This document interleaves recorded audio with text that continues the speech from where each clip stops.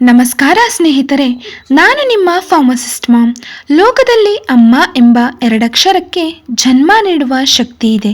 ಆದರೆ ಅದೇ ಅಮ್ಮನ ಮುಪ್ಪಿನ ಕಾಲದಲ್ಲಿ ಮಗುವಾದಾಗ ಅವಳನ್ನೇ ಅನಾಥೆಯನ್ನಾಗಿ ಮಾಡುವ ಕಟುಕ ಮಗನ ಕಥೆಯನ್ನು ನೀವು ಕೇಳಿದ್ದೀರಾ?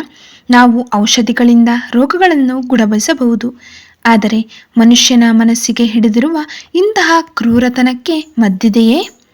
ಇಂದು ನಾನು ನಿಮಗೆ ಕುಂಭಮೇಳದ ಪವಿತ್ರ ಭೂಮಿಯಲ್ಲಿ ನಡೆದ ನಂಬಿಕೆಯನ್ನು ಹತ್ಯೆ ಮಾಡಿದ ಕರಾಳ ಸತ್ಯದ ಕಥೆಯನ್ನು ಹೇಳಲಿದ್ದೇನೆ. ಈ ಕಥೆಯ ಪ್ರತಿ ದೃಶ್ಯವು ನಿಮ್ಮ ಹೃದಯವನ್ನು ಹಿಂಡಿ ಹಿಪ್ಪೆ ಮಾಡುತ್ತದೆ.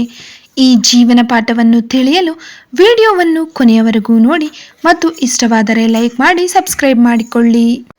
ದೃಶ್ಯ: ಸಂಜಯ್ ಮತ್ತು ದೀಪಾ ಬೆಡ್ರೂಮ್ನಲ್ಲಿ ಕುಳಿತು ಪಿಸು ಮಾತಿನಲ್ಲಿ ಮಾತನಾಡುತ್ತಿದ್ದಾರೆ. ದೀಪಾ: ನೋಡಿ ಸಂಜಯ್, ದಿನೇ ದಿನೇ ನಿಮ್ಮ ಅಮ್ಮನಿಗೆ ಆರೋಗ್ಯ ಕೈಕೊಡ್ತಾ ಇದೆ. ಅವರ ಸೇವೆ ಮಾಡೋದೇ ನನ್ನ ಕೆಲಸ ಆಗ್ಬಿಟ್ಟಿದೆ. ನಮಗೂ ಅಂತ ಒಂದು ಪರ್ಸ್ನಲ್ ಲೈಫ್ ಬೇಡವಾ? ಸಂಜಯ್: ನನಗೂ ಸಾಕಾಗಿದೆ ದೀಪಾ. ಅನಾಥಾಶ್ರಮಕ್ಕೆ ಹಾಕಿದರೆ ಸಮಾಜದಲ್ಲಿ ನನ್ನ ಮರ್ಯಾದೆ ಹೋಗುತ್ತೆ. ಅದಕ್ಕೆ ಒಂದು ಪ್ಲ್ಯಾನ್ ಮಾಡಿದ್ದೀನಿ. ಅಮ್ಮನಿಗೆ ಕುಂಭಮೇಳದ ಆಸೆ ಇದೆ. ಅಲ್ಲಿಗೆ ಕರ್ಕೊಂಡು ಹೋಗಿ ಆ ಜನಜಂಗುಳಿಯಲ್ಲಿ ಕೈ ಬಿಟ್ಟು ಬರ್ತೀನಿ. ಅಲ್ಲಿ ಲಕ್ಷಾಂತರ ಜನ ಇರ್ತಾರೆ. ಅವಳು ಮರಳಿ ಮನೆಗೆ ಬರೋದು ಅಸಾಧ್ಯ ಎಂದು ಹೇಳಿದ. ಆಗ ದೀಪ ಕ್ರೂರವಾಗಿ ನಗುತ್ತಾ, ಉತ್ತಮ ಐಡಿಯಾ, ಆದರೆ ಅಮ್ಮ ನಿಮ್ಮನ್ನು ಅಷ್ಟು ನಂಬ್ತಾರಲ್ಲ? ಸಂಜಯ್: ಅದೇ ನಮಗೆ ಪ್ಲಸ್ ಪಾಯಿಂಟ್. ಅಮ್ಮನ ನಂಬಿಕೆಯನ್ನೇ ನಾನು ಧಾಳವಾಗಿ ಬಳಸಿಕೊಳ್ತೀನಿ. ರೈಲು ಪ್ರಯಾಣ. ಸಂಜಯ್ ಅಮ್ಮನ ಕಾಲು ಒತ್ತುತ್ತಿದ್ದಾನೆ. ಸರಸ್ವತಿ ಅಂದರೆ ಸಂಜಯ್ನ ತಾಯಿ: ಸಂಜಯ್, ಯಾಕಪ್ಪ ಇಷ್ಟು ಕಷ್ಟಪಡ್ತೀಯಾ? ನೀನು ಇಷ್ಟೊಂದು ಸೇವೆ ಮಾಡ್ತಿರೋದನ್ನು ನೋಡಿದರೆ ನನಗೆ ಕಣ್ಣೀರು ಬರ್ತಿದೆ ಮಗನೇ. ಸಂಜಯ್ ಸುಳ್ಳು ನಗು ಬೀರುತ್ತಾ: ಅಮ್ಮ, ನೀನು ನನಗೋಸ್ಕರ ಎಷ್ಟೋ ಕಷ್ಟಪಟ್ಟಿದ್ದೀಯ. ಈಗ ನಿನ್ನ ಸೇವೆ ಮಾಡೋ ಭಾಗ್ಯ ನನಗೆ ಸಿಕ್ಕಿದೆ. ನೀನು ಗಂಗೆಯಲ್ಲಿ ಸ್ನಾನ ಮಾಡಿ ಮೋಕ್ಷ ಪಡಿಬೇಕು ಅನ್ನೋದೇ ನನ್ನ ಆಸೆ. ರೈಲಿನಲ್ಲಿ ಕುಳಿತಿದ್ದವರೆಲ್ಲ ಸಂಜಯ್ನನ್ನು ಹೊಗಳುತ್ತಿದ್ದರು. ನೋಡಿ, ಇವತ್ತಿನ ಕಾಲದಲ್ಲೂ ಇಂಥ ಶ್ರವಣಕುಮಾರನಂಥ ಮಗ ಇದ್ದಾನಲ್ಲ ಎಂದು.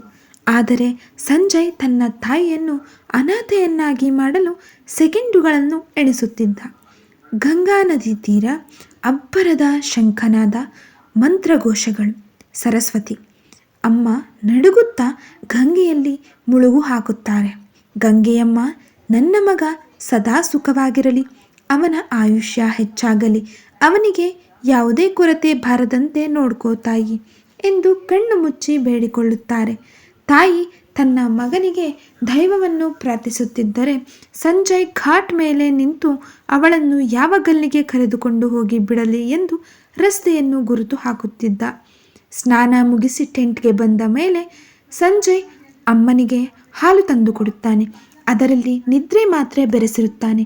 ಫಾರ್ಮಸಿಸ್ಟ್ ಆಗಿ ಇದು ಮನುಷ್ಯನ ಮನಸ್ಥಿತಿಯ ಕ್ರೂರ ಮುಖ. ಅಮ್ಮ ಗಾಢ ನಿದ್ದೆಗೆ ಜಾರಿದಾಗ ಸಂಜಯ್ ಅವಳ ಬ್ಯಾಗನ್ನು ಅವಳ ತಲೆ ಕೆಳಗೆ ಇಟ್ಟು, ಅಮ್ಮ, ಇದೇ ನಮ್ಮ ಕೊನೆಯ ಭೇಟಿ ಎಂದು ಮನದಲ್ಲೇ ಅಂದುಕೊಂಡು ಅಲ್ಲಿಂದ ಕಣ್ಮರೆಯಾಗುತ್ತಾನೆ. ಸರಸ್ವತಿಯಮ್ಮ ಎಚ್ಚರಗೊಂಡಾಗ ಸುತ್ತಲೂ ಅಪರಿಚಿತ ಮುಖಗಳು. ಸಂಜಯ್ ಸಂಜಯ್ ಎಂದು ಅಳುತ್ತಾ ಅವರು ಕಿಲೋಮೀಟರ್ ಗಟ್ಟಲೆ ನಡೆಯುತ್ತಾರೆ. ಅಷ್ಟರಲ್ಲಿ ಜಾತ್ರೆಯಲ್ಲಿ ದೊಡ್ಡ ಗಲಾಟೆ ಉಂಟಾಗುತ್ತದೆ. ಯಾವುದೇ ಆನೆ ಮದವೇರಿ ಜನರನ್ನು ತುಳಿದಿದೆ ಎಂಬ ಸುದ್ದಿ ಕೇಳಿ ಸರಸ್ವತಿ ಅಮ್ಮನಿಗೆ ಎದೆ ನಡುಕ ಶುರುವಾಗುತ್ತದೆ. ಸರಸ್ವತಿ: ಭಗವಂತ, ನನ್ನ ಮಗನಿಗೆ ಏನೂ ಆಗದಿರಲಿ. ಅವನು ನನ್ನನ್ನು ಹುಡುಕ್ತಾ ಇರ್ತಾನೆ. 12 ದಿನಗಳ ಕಾಲ ಆ ವೃದ್ಧೆ ರಸ್ತೆಯ ಬದಿಯಲ್ಲಿ ಸಿಕ್ಕ ಎಲೆಯನ್ನು ತಿಂದು ಗಂಗಾ ನದಿಯ ನೀರನ್ನು ಕುಡಿದು ಬದುಕುತ್ತಾರೆ. ಆಕೆಯ ಬಳಿ ಇದ್ದ 500 ರೂಪಾಯಿಯಲ್ಲಿ ಮಗನ ನೆನಪಿಗಾಗಿ ಒಂದು ಸಣ್ಣ ಉಡುಗೊರೆಯನ್ನು ಕೊಂಡುಕೊಳ್ಳುತ್ತಾರೆ. ಎಂತಹ ವಿಪರ್ಯಾಸ ನೋಡಿ! ಕೊನೆಗೆ ಒಬ್ಬ ಸಹೃದಯ ಪೊಲೀಸ್ ಸಹಾಯದಿಂದ ಮನೆಗೆ ತಲುಪುತ್ತಾರೆ. ಮನೆಯ ಮುಂದೆ ಉತ್ತರ ಕ್ರಿಯೆಯ ಸಿದ್ಧತೆ ಕಂಡು ಅಮ್ಮನಿಗೆ ಪ್ರಾಣ ಹೋದಂತಾಗುತ್ತದೆ. ಸಂಜಯ್ ಹೊರಗೆ ಬಂದು ಅಮ್ಮನನ್ನು ನೋಡಿ ಒಂದು ಕ್ಷಣ ಬೆಚ್ಚಿ ಬೀಳುತ್ತಾನೆ. ಆದರೆ ತಕ್ಷಣ ನಾಟಕ ಶುರು ಮಾಡಿ, ಅಮ್ಮ, ನೀನು ಬದುಕಿದ್ದೀಯಾ? ನಿನ್ನನ್ನು ಕಳೆದುಕೊಂಡು ನಾನು ಸತ್ತೇ ಹೋಗಿದ್ದೆ ಎಂದು ಅಳುತ್ತಾನೆ. ಅಂದು ರಾತ್ರಿ ಅಮ್ಮ ನೀರು ಕುಡಿಯಲು ಹೋಗುವಾಗ ಸಂಜಯ್ ಮತ್ತು ದೀಪಾ ಅವರ ಮಾತುಗಳು ಕೇಳಿಸುತ್ತವೆ. ಸಂಜಯ್ ಸಿಟ್ಟಿನಿಂದ, ಆ ಮುದಿ ಜೀವ ಹೇಗೆ ವಾಪಸ್ ಬಂತು ಅಂತ ನನಗೂ ಅರ್ಥ ಆಗ್ತಿಲ್ಲ ದೀಪಾ. ಮೈಕ್ನಲ್ಲಿ ನನ್ನ ಹೆಸರು ಕೂಗ್ತಾ ಇದ್ರು. ನಾನು ಬಚ್ಚಿಟ್ಟುಕೊಂಡಿದ್ದೆ. ಮೇಳ ಮುಗಿಯೋವರೆಗೂ ಅವಳು ಸಾಯ್ತಾಳೆ ಅಂದುಕೊಂಡಿದ್ದೆ. ಇವಳು ಬಂದಿದ್ದರಿಂದ ನನ್ನ ಪ್ಲ್ಯಾನ್ ಪೂರ್ತಿ ಫೇಲ್ ಆಯಿತು. ದೀಪಾ, ಈಗೇನು ಮಾಡೋದು? ಎಲ್ಲರೂ ನಿಮ್ಮನ್ನು ಶ್ರವಣಕುಮಾರ ಅಂತ ಹೊಗಳ್ತಾ ಇದ್ದಾರೆ. ಸಂಜಯ್, ಏನು ಮಾಡೋದು? ಈ ಮುದಿ ಜೀವ ಸಾಯೋವರೆಗೂ ಭರಿಸೋದು ಅಷ್ಟೇ. ಈ ಮಾತುಗಳನ್ನು ಕೇಳಿದ ಸರಸ್ವತಿ ಅಮ್ಮನ ಹೃದಯ ಛಿದ್ರವಾಗುತ್ತದೆ. ಮಗನಿಗೆ ಕೊಡಲು ತಂದಿದ್ದ ಆ ಸಣ್ಣ ಉಡುಗೊರೆ ಕೈಯಿಂದ ಜಾರಿ ಬೀಳುತ್ತದೆ. ಅಮ್ಮನಿಗೆ ಅದು ಅರ್ಥವಾಗುತ್ತದೆ. ಗಂಗೆಯಲ್ಲಿ ಸ್ನಾನ ಮಾಡಿದ್ದಕ್ಕೆ ಅಲ್ಲ, ಮಗನ ದ್ರೋಹವನ್ನು ಕೇಳಿದ್ದಕ್ಕೆ ತನಗೆ ಈ ಜನ್ಮದ ಮೋಕ್ಷ ಸಿಗುತ್ತಿದೆ ಎಂದು. ಆಕೆ ಅಲ್ಲಿಯೇ ಕುಸಿದು ಪ್ರಾಣ ಬಿಡುತ್ತಾಳೆ. ಫಾರ್ಮಸಿಸ್ಟ್ ಮಾಮ್ ಮಾತುಗಳು, ಅಂದರೆ ನಾನು ಹೇಳಿರುವ ಈ ಕತೆ. ಸ್ನೇಹಿತರೆ, ಈ ಕತೆ ನಿಮ್ಮನ್ನು ಯೋಚನೆಗೆ ಹಚ್ಚಿರಬಹುದು. ನಮ್ಮ ಸಮಾಜದಲ್ಲಿ ಸಂಜಯ್ನಂತಹ ವ್ಯಕ್ತಿಗಳು ಹೊರಗೆ ಬಹಳ ಒಳ್ಳೆಯವರಂತೆ ನಟಿಸುತ್ತಾರೆ, ಆದರೆ ಮನೆಯೊಳಗೆ ಹೆತ್ತವರನ್ನು ಅಳಿಸುತ್ತಾರೆ. ನೆನಪಿಡಿ, ಹಣ ಅಂತಸ್ತು ಹೋದರೆ ಮತ್ತೆ ಗಳಿಸಬಹುದು, ಆದರೆ ಕಳೆದುಕೊಂಡ ತಂದೆ ತಾಯಿ ಮತ್ತೆ ಸಿಗುವುದಿಲ್ಲ. ಬದುಕಿದ್ದಕ್ಕಾಗಿ ಅವರನ್ನು ಪ್ರೀತಿಯಿಂದ ನೋಡಿಕೊಳ್ಳುವುದೇ ನಿಜವಾದ ಕುಂಭಮೇಳದ ಪುಣ್ಯ. ಈ ಕತೆ ನಿಮಗೆ ಇಷ್ಟವಾಗಿದ್ದರೆ ದಯವಿಟ್ಟು ಕಮೆಂಟ್ ಮಾಡಿ ಮತ್ತು ಪ್ರತಿಯೊಬ್ಬ ಮಗನಿಗೂ ಇದನ್ನು ಶೇರ್ ಮಾಡಿ. ಧನ್ಯವಾದಗಳು.